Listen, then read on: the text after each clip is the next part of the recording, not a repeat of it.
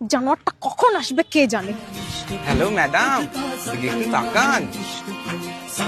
Wow, Pinchu আর আমার ড্রেসটা তো ম্যাচিং। তোর খুব হোয়াইট পাঞ্জাবি পরার শখ না, তাহলে আমাকে কেন বলেছিস কালো পাঞ্জাবি পরে আসবি? ভুলে গেছিলাম, তাই তো এটা পরে চলে এসেছি, আর কালোটা বাবা পরে চলে গেছে।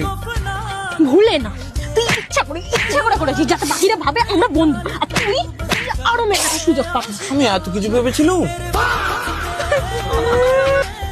আমি কতদিন থেকে ভেবেছিলাম ম্যাচিং জামা পরে বেরোবো, আমার সব প্ল্যান ভেস্তে দিল। দেখ, তুই পড়াশোনা শিখছিস, তুই বল দিন না থাকলে কি রাত থাকতো নি তো?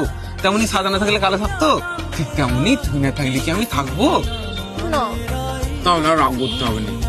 তোর জন্য ফুল এনেছি, দেওয়াই হয়নি। আমার কিন্তু ভালো ছবি তুলে দিত। ঠাক করে সারা মানাতে পেরেছি, ছবি কেন তাই করবো। হ্যাঁ, ওটা দেখাচ্ছি। না, আগে টিউশনটা দেখবো। আচ্ছা, তুই যেটা বলবি সেটা। ঠিক আছে।